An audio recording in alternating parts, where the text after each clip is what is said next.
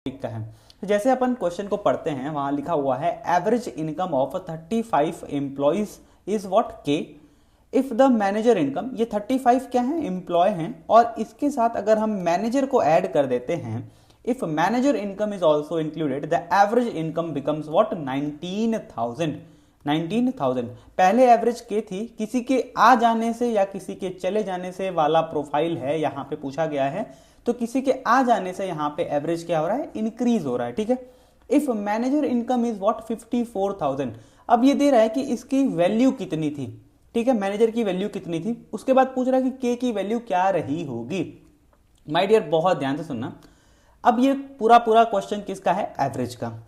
पूरा पूरा question average का है, और एवरेज में जैसा हमने बहुत ढेर सारी प्रोफाइल पढ़ी थी, उसमें एक प्रोफाइल था किसी के आने से या किसी के जाने से एवरेज पे कैसा इंपैक्ट होगा। इसी प्रोफाइल से ये क्वेश्चन है। तो माय डियर पहले आपको एक एवरेज का बेसिक कॉन्सेप्ट मैं याद कराता हूं यार। एवरेज जब अपन निकालते थे या जिसको अरिथमेटिक मीन बोलते थे, आखिर वो क्या होता था, जब हमारे पास डिस्क्रीट डेटा होता था। कहने का मतलब जब हमारे पास कोई वैल्यू दी हुई है, वेरिएबल दिया हुआ है और नंबर्स दिए हुए हैं, तो कैसे होता है, मान लो हमारे पास n डेटा है, x1 x2 x3 करते करते आपके पास xn डेटा है। ठीक है, तो अरिथमेटिक मीन क्या होगा, summation of all the data, summation of all the data और xi where i is equals to 1 से लेके n तक। ये बात समझ में आती होगी। और समीशन ये कितने कितने हमारे पास वैल्यू है। ठीक है, मतलब ये मैं आपको कहो सम ऑफ ऑब्जर्वेशन, जितने भी ऑब्जर्वेशन दी हुई है अपॉन में व्हाट नंबर ऑफ ऑब्जर्वेशन, ये हो गया हमारा basic data. My dear friend, जब अपन बात कर रहे हैं एवरेज की, तो एवरेज को डिनोट ऐसे करते हैं, और अपन ने देखा क्या है, ये सम ऑफ ऑब्जर्वेशन अपॉन में व्हाट नंबर ऑफ ऑब्जर्वेशन। यही पूरा जो है ये बेस लाइन है, इसी के ऊपर आपके लेवल का क्वेश्चन आता है। जो भी क्वेश्चन आएगा इसी लेवल पे आएगा। होगा क्या, एवरेज आपका बदलेगा कब, जब यहां पे नंबर ऑफ ऑब्जर्वेशन बदलेगी, और जो वैल्यूज दी गई है उसमें कई बार 2-3 प्रकार की प्रोफाइल आती है। कभी कोई डेटा गलत मिसरीड कर लिया जाता है, तो कभी कोई डेटा एक्स्ट्रा रीड कर लिया जाता है, तो कभी कम रीड कर लिया जाता है मिसरीड में। कभी क्या होता है, कोई एम्प्लॉय चला जाता है, तो कभी कोई एम्प्लॉय आ जाता है। तो इनके आने और जाने से नंबर ऑफ ऑब्जर्वेशन में अंतर आएगा, और उनकी जो सम है उसमें अंतर आएगा। तो इसी प्रोफाइल पे क्वेश्चंस बनते हैं। अब आते हैं इस क्वेश्चन को डील करते हैं, आखिर ये प्रॉपरली हमसे क्या कहता है।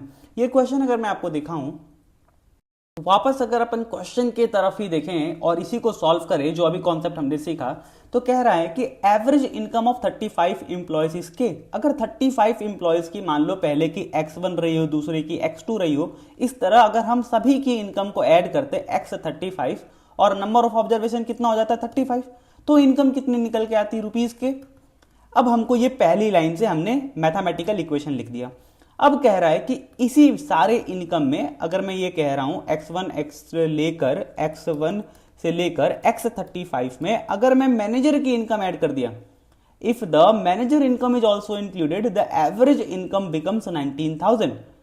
अगर इसमें मैनेजर की इनकम भी ऐड कर देता हूं, तो 35 लोग पहले थे, अब एक और आ गया, तो ये क्या हो गया 36। ठीक है, अब इनकम जो एवरेज इनकम है वो कितनी हो गई 19,000।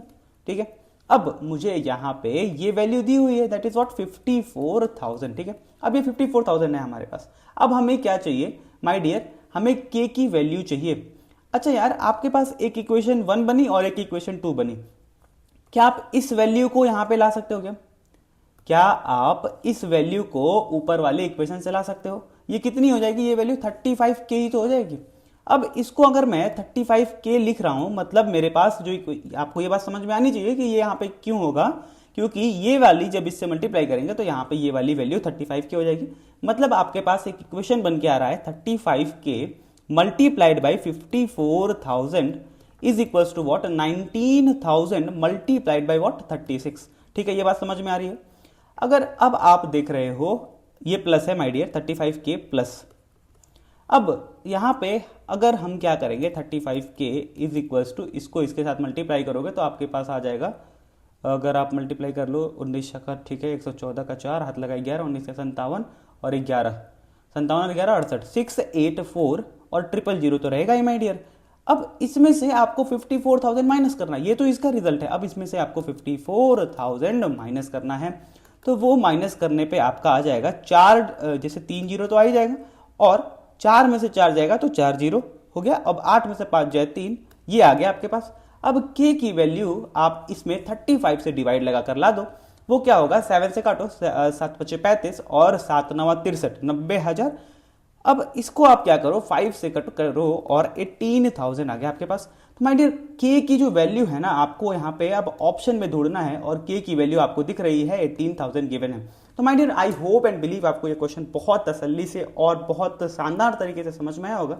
एक बार फिर से याद दिला दूं, ऐसे क्वेश्चंस में आज के डेट में आपसे क्या बोला, कोई इंप्लॉय आ गया, कल को बोल सकता है कोई इंप्लॉय चला गया। तो आने और जाने वाले में हमें दो चीज पे ध्यान रखना है, number of observation and sum of observation वाली वैल्यूज पे। और ऐसे कोई भी क्वेश्चन आएंगे आप बहुत तसल्ली से कर पाओगे। बस यही कॉन्सेप्ट याद रखना, सम ऑफ ऑब्जर्वेशन अपॉन में नंबर ऑफ ऑब्जर्वेशन, और आने और जाने से किस पे फर्क पड़ता है, नंबर ऑफ ऑब्जर्वेशन पे भी और सम ऑफ वैल्यूज पे भी, और इसी तरीके से आपका एवरेज पे इंपैक्ट पड़ेगा। तो यहाँ का डाटा वहां पुट करना है, वहां का डेटा यहाँ पे। अल्टीमेटली आपको फॉर्मूले में समझ में आना चाहिए कि कहां पर कौन सा डेटा पुट करना है। आई होप एंड बिलीव आपको क्वेश्चन समझ में आया होगा। Do right in the comment section. Wish you all the very best. जय हिंद।